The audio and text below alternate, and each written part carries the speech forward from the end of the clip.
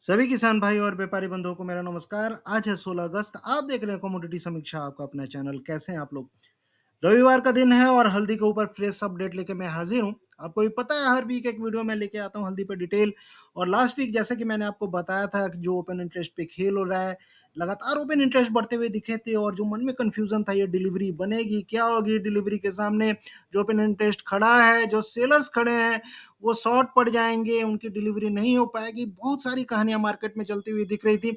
लेकिन धीरे धीरे ये अगस्त कॉन्ट्रैक्ट एक्सपायरी की तरफ है और 20 तारीख को एक्सपायर हो जाएगा। और ओपन इंटरेस्ट में देख रहा था एक अच्छी खासी गिरावट के साथ सिर्फ और सिर्फ 7700 टन के आसपास ओपन इंटरेस्ट आ गया। तो सबसे बड़ा सवाल यहाँ पे मार्केट में ये है कि जो कहानियां बनाई जा रही थी कि जो सेलर्स हैं वो डिलीवरी नहीं दे पाएंगे, बायर्स पूरी की पूरी डिलीवरी लेके जाएगा, तो ये कहानी कहीं ना कहीं यहाँ पे फुस होते हुए दिख रही है, धड़ाम होती हुई दिख रही है। एक फड़फड़ाहट हल्दी के भाव में हमने बनती हुई देखी थी शुक्रवार के दिन। 700-800 रुपए की एक बाउंस बैक होते हुए देखा था हमने। 4000 की गिरावट के बाद हल्दी का मार्केट 700 रुपए उछलता हुआ दिखा था, 4% के आसपास। लोगों को लगा कि फिर से खरीदारी लौटते हुए आ गई। और बंद भाव में अगर आप देखेंगे तो शुक्रवार को तो सिर्फ वायदा बढ़ा, लेकिन बंद भाव में चाहे जयपुर मार्केट हो, रायपुर मार्केट हो, दिल्ली मार्केट हो, कई जगह पे बंद भाव में, बंद बाजार में भाव बढ़ाते हुए दिखाई दिए। जब पूरा पूरा देश स्वतंत्रता दिवस मना रहा था 15 अगस्त को, उस समय हल्दी के भाव कई जगह इस तरह पर्चियों पे बढ़ते हुए दिख रहे थे। तो क्या वास्तव में हल्दी में इतनी शॉर्टेज आ गई है? क्या हो रहा है हल्दी का मार्केट में, लास्ट तक मैं बताऊंगा। अभी फसल की स्थिति क्या है, रिसेंट में एक्सपोर्ट के नंबर आए थे, उसको भी कंक्लूड करेंगे। एक्सपोर्ट के नंबर कैसे हैं? हमेशा की तरह ये वीडियो थोड़ा सा लंबा जरूर होगा, लेकिन आप लास्ट तक देखेंगे, बहुत सारी चीजें मैं इस वीडियो में आप लोग के लिए लेके आया हूँ। तो शुरुआत करते हैं सबसे पहले ओपन इंटरेस्ट की कहानी के साथ में कि ओपन इंटरेस्ट का सिनेरियो अभी क्या बन रहा है। कई सारे लोग घबराहट में बनते हुए देखे गए थे कि 16 अक्टूबर का जो एक्सपायरी वाला जो कॉन्ट्रैक्ट है, यानी कि अक्टूबर में जो एक्सपायरी होती है जिस हल्दी कॉन्ट्रैक्ट की, उसका ओपन इंटरेस्ट अगर आप देखेंगे शुक्रवार को 30,000 टन से भी ज्यादा का जाते हुए दिखाई दिया था। ये रिकॉर्ड ओपन इंटरेस्ट हमने अगस्त के बाद लगातार जो नेक्स्ट कॉन्ट्रैक्ट है अक्टूबर का, उसमें बनते हुए दिखा। अगस्त में हमने देखा था 30,000 के आसपास पहुंचा था, 29,700 तो लगातार ही चल रहा था। लेकिन एक्सपायरी के टाइम जो अगस्त का ओपन इंटरेस्ट बचा 7,795 टन। और ज्यादातर ओपन इंटरेस्ट आप देखेंगे तो इसमें शिफ्ट होते हुए अक्टूबर कॉन्ट्रैक्ट में शिफ्ट होते हुए दिखाई दिया। लेकिन सबसे बड़ी बात यह है कि ये जो 30,000 टन, इसमें कितने बायर बैठे हैं और कितने सेलर बैठे हैं। एनसीडीएक्स जो अपना डेटा लेके आता है, उसमें टॉप 10 बायर सेलर का नंबर निकालता है। और अभी जो भी डेटा अभी एनसीडीएक्स का आता है, तो उसमें ये दोनों कॉन्ट्रैक्ट का क्यूमुलेटिव बेसिस पे नंबर रहता है, यानी कि दोनों कॉन्ट्रैक्ट का जोड़ के बायर और सेलर का नंबर दिखेगा। तो अभी उस डेटा को मैं नहीं डिस्कस करूंगा, क्योंकि अभी उस जैसा डेटा को डिस्कस करने पे ये जो 7,795 टन वाला नंबर है, ये भी निकल के आएगा। देखते हैं इसमें कितने बायर बैठे हुए हैं। लेकिन सबसे मजेदार बात है कि ये जो डिलीवरी वाली जो कहानी थी, वो टोटली फुस हो चुकी है। और इसी डिलीवरी वाली कहानी के ऊपर हल्दी के मार्केट में हवा भरी गई थी कि ओपन इंटरेस्ट 29,000 टन का है और डिलीवरी कुछ नहीं दे पाएंगे, कहां से डिलीवरी हो पाएगी, शॉर्ट कवरिंग होगी, शॉर्ट स्क्वीज होगी। कुछ भी नहीं हुआ, मार्केट धराशायी होते हुए दिखा। और 22,800 से मार्केट सीधे सीधे 18,820, अगस्त कॉन्ट्रैक्ट की बात कर रहा हूं मैं, 4,000 पॉइंट गिरते हुए दिखाई दिया। लगातार मैंने वीडियो बनाया, लगातार आपको बताया डरिए मत, डरिए मत, डर में। और अभी भी बोल रहा हूं कि डरने वाली, ये ओपन इंटरेस्ट को देखकर डरने वाली कोई जरूरत नहीं है। अब सबसे बड़ी बात है कि डिलीवरी, जो मैंने आपको बताया था कि अगस्त के महीने में कितनी डिलीवरी होती है। 20 अगस्त को एक्सपायरी हो गया अगस्त कॉन्ट्रैक्ट की, हल्दी की। और कितने डिलीवरी मार्क होगी वो देखेंगे, अगले एक दो दिन में पता भी चल जाएगा। लेकिन ये जो डिलीवरी वाली कहानी है कि शॉर्टेज नहीं, शॉर्टेज है, कुछ भी शॉर्टेज नहीं है। इसके उलट जो वैलिड स्टॉक है एनसीडीएक्स के, वो लगातार बढ़ते हुए दिखे हैं। और 16,000 टन के ऊपर का वैलिड स्टॉक अभी भी बरकरार बना हुआ है। और जो मार्केट में खबर आ रही है, जैसे लोग बात कर रहे हैं और जितने ज्यादा लोग इच्छुक हैं एनसीडीएक्स पे स्टॉक्स बेचने के लिए, ये 20,000 टन भी जा सकता है। ये जो 16,800 टन दिख रहा है, ये 20,000 टन भी जा सकता है। तो सबसे पहला सवाल मेरा यही है, जो लोग बोल रहे हैं कि हल्दी की शॉर्टेज है, अगर हल्दी की शॉर्टेज है तो एनसीडीएक्स पे इतने स्टॉक्स क्यों बढ़ रहे हैं? हर कोई अपना माल एनसीडीएक्स से ही क्यों बेचना चाहता है?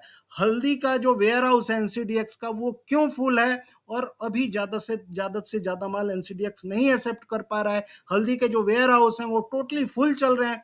क्यों हर किसी में होड़ मची हुई कि एनसीडीएक्स के थ्रू ही माल बेचना है? और ये जब माल ही बेचना है, जब सिंपल सी बात है, जब शॉर्टेज रहती है तो लोग अपना माल दबा के रखते हैं। लेकिन यहाँ तो हुड़द मची हुई है कि एनसीडीएक्स में मेरा माल बिचवा दो, मेरा माल बिचवा दो, मेरा माल बिचवा दो। आखिर क्यों? क्या वास्तव में ऐसे एनसीडीएक्स पे शॉर्टेज है? कहानी कुछ ऐसी है कि कहानी अगर कहने लगा जाए तो खत्म नहीं होगी। बस मोटा मोटी तौर पे यही जानिए कि जो पिछले 3-4 साल के स्टॉक्स थे उनको किसी तरह निकालना था, किसी तरह निकालना था। तो हल्दी में हवा भरी गई, हवा भरी गई और बढ़ते बढ़ते इतनी हवा भरी गई कि जो पिछला स्टॉक्स था वो निकलते हुए दिखा।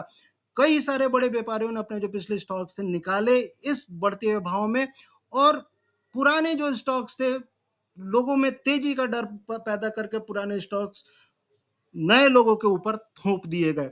अभी भी वही हो रहा है, अभी भी सिमिलर सिचुएशन यही हो रहा है। हल्दी भाग रही है, हल्दी 30,000 चली जाएगी, 30,000 चली, खरीदो खरीदो खरीदो। क्यों खरीदो? अगर आपको सट्टा करना है तो मैं सिंपल से बताता हूँ कि अभी हल्दी से दूर रहिए, क्योंकि जिस हिसाब से होता भी यही है, स्टॉक मार्केट में भी सेम सिचुएशन होता है। इसीलिए सेबी हर चीजों पे नजर रखता है। हल्दी के मार्केट पे भी सेबी की नजर है, बहुत सारे कंप्लेन सेबी को जा चुके हैं ऑलरेडी। और होता भी यही है, अगर किसी स्टॉक्स को में हवा ऐसी भरी जाती है, वो स्टॉक्स एकदम all time high, record high पे पहुंच जाता है, और जो हवा भरता है वो नए लोगों पे चिपका के फिर वहां से निकल जाता है। फिर बाद में जब फंडामेंटल खंगालने जाते हैं तो उस स्टॉक का फंडामेंटल कुछ भी नहीं रहता है। वही हाल हल्दी के तौर पे है। स्टॉक्स एनसीडीएक्स के बढ़ते स्टॉक सिर्फ और सिर्फ यही इंडिकेट कर रहे हैं हल्दी की शॉर्टेज अभी मार्केट में नहीं है। सिर्फ और सिर्फ पुराने स्टॉक्स निकाल के लोगों पे चपकाए जा रहे हैं। अब बात करते हैं डिलीवरी के ऊपर। डिलीवरी मैंने ऑलरेडी दिखाया, इतनी सारी डिलीवरी होती नहीं है। तो जो 30,000 टन का जो ओपन इंटरेस्ट आपको अक्टूबर कॉन्ट्रैक्ट में दिख रहा है, उससे आपको एकदम नहीं घबराना चाहिए। अक्टूबर के एक्सपायरी में अभी 2 महीने का समय है, 3 महीने का समय है। 3 महीने में ये ओपन इंटरेस्ट ऐसे ही टिका रहेगा क्या? क्या ये 50,000 टन चला जाएगा? नहीं जाएगा। 2 महीने 3 महीने में ये ओपन इंटरेस्ट हो सकता है 18,000 टन भी आ जाए। जब पोजीशन कटने लगेंगे तो हल्दी का जो एवरेज ओपन इंटरेस्ट रहा है 15 से 18,000 टन के बीच में रहा है, ये एबव नॉर्मल ओपन इंटरेस्ट है, सिर्फ और सिर्फ डराने के लिए। तो डरना नहीं है। स्टॉक्स, जितना भी स्टॉक्स पड़ा है बेच के निकल लीजिए, और फ्रेश खरीदारी से तो हाथ जोड़िए। अभी एकदम फ्रेश खरीदारी हल्दी का मार्केट में आपको अभी नहीं करनी है। क्यों नहीं करनी है उसके लिए, उसका भी कारण मैं बताऊंगा। लेकिन अगर आप सोइंग के साइड से देखेंगे, क्रॉप की कंडीशन देखेंगे, जो क्रॉप का हुआ बनाया जा रहा था, क्रॉप आज के डेट में काफी बेहतरीन कंडीशन में है, काफी बेहतरीन कंडीशन में है। और जो एरिया की बातें हो रही है, 15 से 20% ऑल ओवर इंडिया में एरिया बढ़ा है। लोग बोल रहे हैं कि डिलेड सोइंग हुई है। डिलेड सोइंग मतलब देर से बुआई हुई है। देर से बुआई इस साल सारी खरीफ क्रॉप की हुई, सिर्फ हल्दी की ही नहीं हुई। आप मेरे पॉइंट को नोट करिएगा। चाहे वो सोयाबीन हो, चाहे वो मक्का हो, चाहे वो दलहन हो, चाहे वो तिलहन हो, कोई भी फसल उठाइए, इस साल हर फसल की बुआई लेट हुई है, और उसमें हल्दी भी है। अगर प्रभाव पड़ता है, लेट सीजन चलता है, तो हल्दी का क्या, हर फसल का ही है। तो इसका मतलब क्या कि हर फसल को एकदम रॉकेट हो जाना चाहिए? ऐसा नहीं है। कई फसलों के भाव गिर रहे हैं, हल्दी के भी गिर रहे हैं। और चीजें देखिए, फ्यूचर्स मार्केट चीजों को पकड़ता है, लेकिन फ्यूचर्स मार्केट होता है क्या, चीजों को डिस्काउंट भी करता है। तो मार्केट जब डिस्काउंट कर रहा हो, मार्केट ने इस चीज को डिस्काउंट भी किया। आप ही सोचिए, 22,800 से भाव सीधे 18,800 आ गए, तो मार्केट ने इस चीज को डिस्काउंट कर लिया है। लेकिन अगर आप हवा भरेंगे तो वो फंसने वाली बात है। सिंपल सा मैं बता रहा हूँ, आंकड़े यही कहते हैं कि 5 अगस्त तक का जो बारिश का जो अनुमान था, बारिश जो हुई थी उसके हिसाब से देखिए, हर जगह, चाहे वो तेलंगाना हो 72%, लास्ट वीक में मैंने दिखाया था आपको, चाहे वो मराठवाड़ा हो, चाहे वो तमिलनाडु हो, तमिलनाडु में भी देखिए 51%, हर जगह बेहतरीन बारिश हुई पिछले हफ्ते।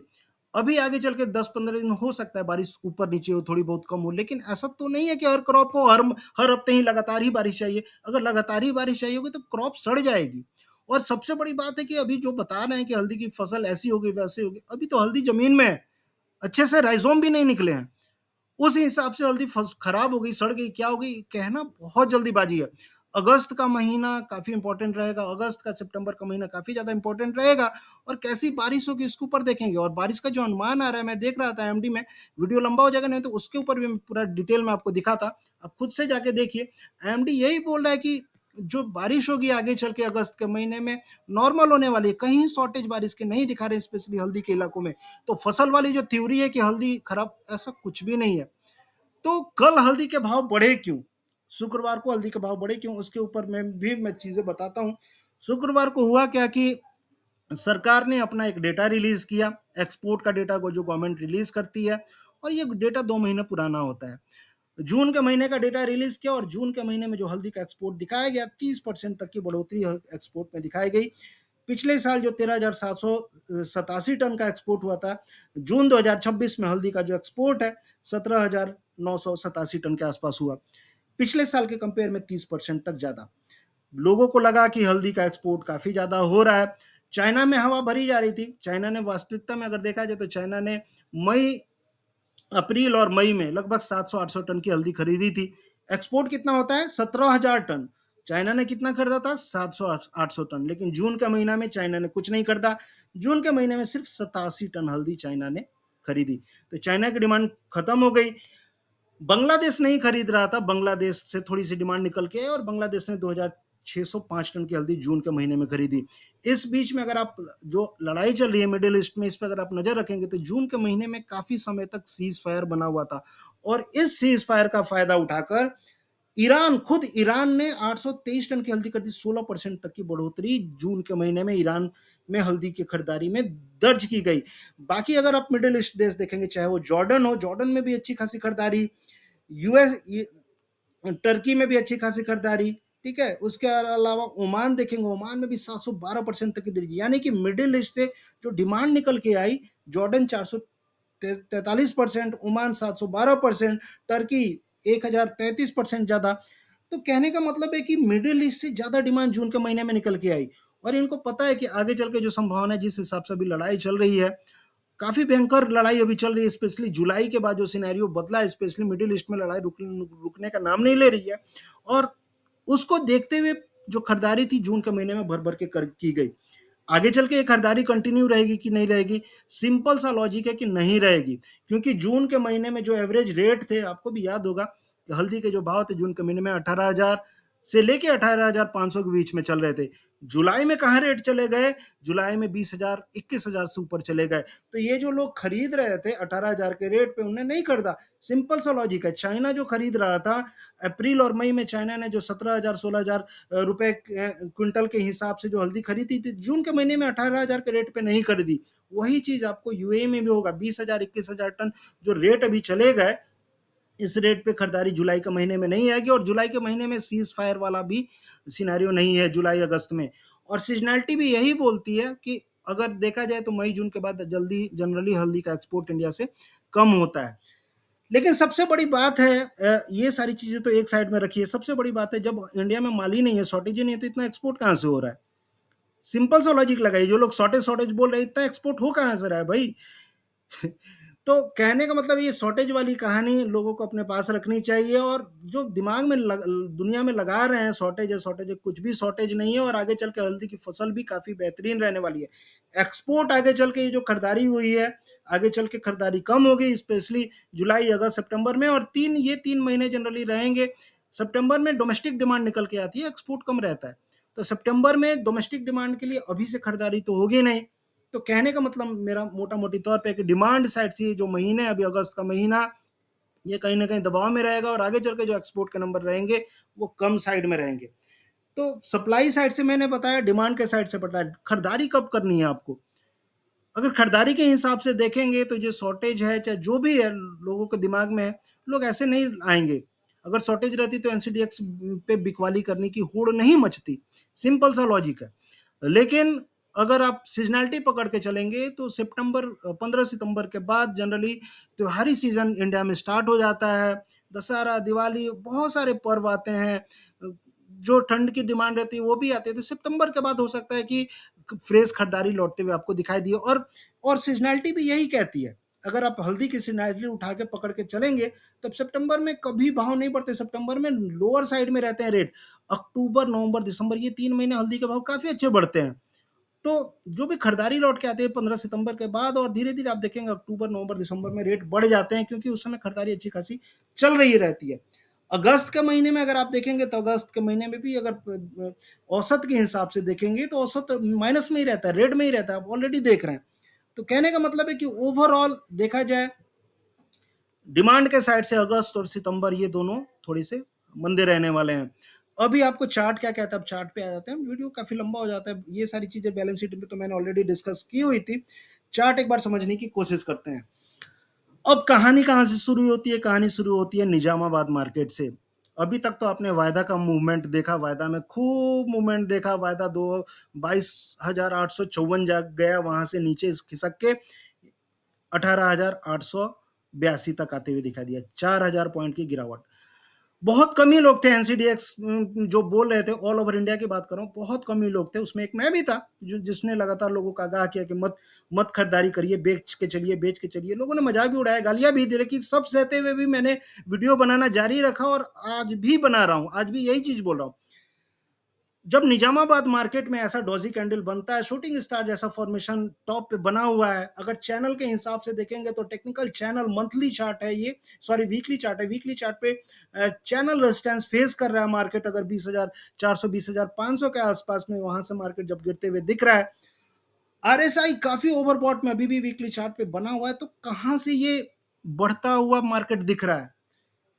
जो भी जानकार हैं हल्दी के, जो भी व्यापारी हैं, ऑल ओवर इंडिया की बात कर रहा हूँ, कोई मसाला कंपनी हो चाहे व्यापारी हो, आपको जो भी चार्ट के जानकार है उसको ये चार्ट दिखाइए और कहिए कि क्या ये बुलिश चार्ट है, क्या ये खरीदारी करने वाला चार्ट है?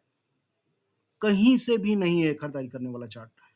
अगर आप मूविंग एवरेज देखेंगे, 50 डेज के मूविंग एवरेज के ऊपर है मार्केट, ठीक है, बुलिश ट्रेंड ये शो कर रहा है, लेकिन बुलिश ट्रेंड कहीं तो रुकता है, और कहाँ रुकता है, कब रुकता है? बुलिश ट्रेंड रुकने के लिए इंडिकेशन क्या होते हैं? बुलिश ट्रेंड रुकने के लिए यही तो इंडिकेशन होते हैं, अगर ये इस टाइप का कैंडल बने, डोजी कैंडल बने टॉप पे, मार्केट ओवरबॉट सिचुएशन में होती, यही सारी सिचुएशन तो बोलते हैं। और तो और ये एक अच्छा सा harmonic pattern, bearish harmonic pattern, butterfly harmonic pattern Nizamabad market chart में बना हुआ है, और ये टोटली बियरिश कैंडल है, बियरिश पैटर्न है एक्सटेंडेड, यानी कि इसके हिसाब से अगर आप चलेंगे, अगर आप वीकली चार्ट में ही देखें तो निजामाबाद मार्केट, अगर आप हम जब टेक्निकल चार्ट पे जब टारगेट सेट करते हैं, उस हिसाब से देखें तो इसके नेक के हिसाब से, नेक के आसपास इसका फर्स्ट टारगेट आ रहा है, यानी कि निजामाबाद मार्केट अगर 1 महीना 1.5 महीना जो भी समय मिले, यहां से अगर गिरता है और 20,000 के नीचे की क्लोजिंग देता है, तो सीधे 17,000 आ जाएगा। तो कहां से है तेजी, और ये बंद मार्केट में भाव क्यों बढ़े? सिंपल सा चीज है, सिर्फ और सिर्फ अपनी टोपी दूसरों को पहनाने के लिए ये भाव बढ़ रहे हैं। तो जो भी कहना मेरा यही है, खरीदारी से फिलहाल के लिए आपको दूर रहना चाहिए। हो सकता है और पंप भर के 1-2 दिन डेली बेसिस पे आपको बढ़ाने की कोशिश की जाए, लेकिन अगर आप वायदा का मार्केट देखेंगे तो वायदा में तो exact butterfly, bearish butterfly harmonic pattern बना हुआ है। चैलेंज है, इस चीज का चैलेंज है, चार्ट का चैलेंज है, ऑल ओवर इंडिया में चैलेंज है। आप किसी को भी दिखाइए बेरिश बटरफ्लाई हार्मोनिक पैटर्न बना है कि नहीं बना है, और इसके हिसाब से टारगेट क्या हो रहा है। इसके हिसाब से जो मैंने टारगेट दिया था 18,500, मेरा टारगेट ऑलरेडी फर्स्ट टारगेट के आसपास मार्केट आ गया। आप देखिए यहाँ पे ये जो नेक था, ये नेक था, नेक के हिसाब से ये गिरावट यहाँ पे लो आ चुका है, लेकिन निजामाबाद मार्केट में नेक से ये जो नेक है इसके काफी दूर है, और ये आएगा, ये नेक के आसपास आएगा, और ये नेक बता रहा है कि 17,000 आएगा मार्केट। तो कहने का मतलब यही है कि मार्केट में, और वीकली चार्ट पे जो लोग खुश हो रहे हैं कि एक दिन की तेजी से, एक दिन के कैंडल से मार्केट में उथल पुथल मच गई, अरे भाई साहब, सिंपल सा लॉजिक है, जब 4,000 पॉइंट मार्केट गिरेगा तो एक दिन तो, किसी दिन तो थोड़ा बाउंस बैक तो करेगा। उस बाउंस बैक को क्या आपने तेजी समझ लिया? जब 4,000 पॉइंट गिरता है तो फिजिकल मार्केट 10 रुपए गिरता है।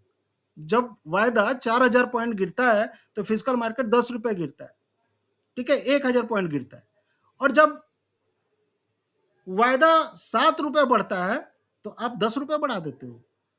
ये कहाँ का जस्टिस है भाई? ये किस हिसाब से मार्केट हल्दी का चल रहा है, भगवान जाने, समझ से टोटली परे है। तो कहने का मतलब मोटा मोटी तौर पे है कि वायदा को देख के अगर चलेंगे, निजामाबाद को देख के चलेंगे, तो गिरावट तय है, गिरावट और होगी। और ये गिरावट अभी नहीं, ये गिरावट अगर आप 2023 का पैटर्न उठा के देखेंगे ना, तो ये जो गिरावट हुई थी 2023 में, फिर दिसंबर तक भाव नहीं संभले थे, और इस साल भी संभलेंगे नहीं संभलेंगे भगवान जाने, लेकिन जनवरी फरवरी में तेलंगाना की न्यू क्रॉप आ जाएगी। तो आपके पास अगर बाइंग भी करते हैं ना, तो पंप और हवा भरने के लिए सिर्फ दिसंबर तक का ही समय है। अगर दिसंबर में नहीं निकल पाए तो जरूरी नहीं है कि जनवरी फरवरी में भाव बढ़ जाएंगे, क्योंकि जनवरी फरवरी में फिर तेलंगाना की न्यू क्रॉप आ जाएगी। बाकी देखते हैं, आपकी कहानी अपने पास। मेरे हिसाब से बिकवाली अभी बनी रहेगी हल्दी में। और ये जो मार्केट है, वादा की बात कर रहा हूँ मैं स्पॉट की बात नहीं कर रहा हूँ, इसी हिसाब से अपना स्पॉट का लॉजिक आप लगा लीजिएगा। वादा मार्केट 18,500, जिस हिसाब से अगस्त कॉन्ट्रैक्ट आया था, अक्टूबर कॉन्ट्रैक्ट पे 18,500 आने वाला है और 18,500 का लेवल अगर तोड़ता है अक्टूबर कॉन्ट्रैक्ट तो सीधे सीधे 17,000 ये भी आएगा। 17,300 ट्रेंड लाइन मैंने खींची नहीं है, ट्रेंड लाइन के हिसाब से जो लेवल निकल के आ रहे हैं 17,300 के आसपास के आ रहे हैं। तो ये लंबा लक्ष्य मैं आपको दे रहा हूँ, आप 1-2 दिन के हिसाब से छुटुर-पुटुर वाला उछल कूद पे मत चलिए। मैं सही बता रहा हूँ, आप 1 दिन और 2 दिन के मूवमेंट पे उछल कूद वाले पे मत चलिए, हिम्मत रखिए, बढ़ते मार्केट में बिक वाले की हिम्मत रखिए। आप सोचिए जब वायदा जब भाग रहा था, एक तरफा जब वायदा भाग रहा था और 22,800 जब बोला जा रहा था और उस समय जब मैं बोल रहा था कि सेल करिए, बहुत सारे लोगों ने किया भी, ऐसा नहीं है कि नहीं किया, बहुत सारे लोगों ने किया और अच्छा पैसा अगर देखा जाए उन स्तरों से अगर आप देखेंगे 22,800 से सीधे 4,000 पॉइंट मार्केट गिरा है। स्पॉट में भी बहुत सारे लोगों ने निकाला और निकालेंगे भी, क्योंकि देखिए चीजें फंडामेंटल के हिसाब से चलती है। मैंने आपको डिमांड के बारे में बताया, सप्लाई के बारे में बताया, चार्ट के बारे में बताया। तेजी कहां से दिख रही है, किस एंगल से तेजी दिख रही है, और सारी तेजी तेजी का गणित आपका ये एनसीडीएक्स ही खत्म कर रहा है। जब तक ये स्टॉक्स इतने ऊपर बने हुए तेजी आ ही नहीं सकती जल्दी में, सिंपल सा लॉजिक है। अब बाकी भगवान की मर्जी, प्रभु की मर्जी, आपको जो करना है करिए। बाकी मेरे हिसाब से मार्केट मंदा है, लेवल मैंने आपको बता दिया। अगर ये भगाते भी हैं, अब सिंपल सा लॉजिक, अगर भगाते भी हैं, भगा के ले गए, वायदा भगा के ले गए और 23,000 के ऊपर चले गए, तो 23,000 के ऊपर अगर मार्केट जाता है तो फिर आप निकल जाइए। फिर तो वो टोटली मैनिपुलेटेड और सट्टेबाजी जो चली रही है वो चरम पे रहेगी और उसके बाद 23,000 के ऊपर मार्केट कहाँ जाएगा वो भगवान जाने। लेकिन जब तक 23,000 के नीचे, 22,800 के नीचे मार्केट चल रहा है, जो भी उछाल मिल रहा है बेच मारो, स्टॉक्स निकालते चलो। ठीक है, मिलते हैं फिर नेक्स्ट वीडियो में। आपको ये वीडियो कैसा लगा बताएंगे और ज़्यादा जानकारी के लिए आप इस नंबर पर मुझसे कांटेक्ट कर सकते हैं, मैसेज कर सकते हैं पर्सनल रिसर्च के लिए। कोशिश से ही रहता है ज़्यादा से ज़्यादा आपको गाइड कर सकूं और डरना नहीं है हल्दी के मार्केट में। जो सीजनैलिटी कहती है, जो फंडामेंटल कहते हैं, उसी के अनुसार मार्केट चलता है। हर शेयर का एक सवा शेर होता है मार्केट में। अगर बाइंग करने वाले भी हैं तो सेलिंग करने वाले भी लोग हैं और इतिहास गवाह है, ईगो से मार्केट कभी नहीं चलता है। ईगो पे लेके जो भी मार्केट चलता है वो डूबता है। तो देखते हैं कहाँ तक है। अगर बाइंग के लिए भी पैसा है तो भारत में सेलिंग के लिए भी पैसा है, दोनों साइड के लोग बैठे हुए हैं। बाकी देखते हैं क्या रहेगा क्या नहीं रहेगा। ऐसी वीडियो मैं आप लोग को लेके आता रहूंगा। तब तक के लिए थैंक यू, जय हिंद, धन्यवाद, आपका दिन शुभ हो।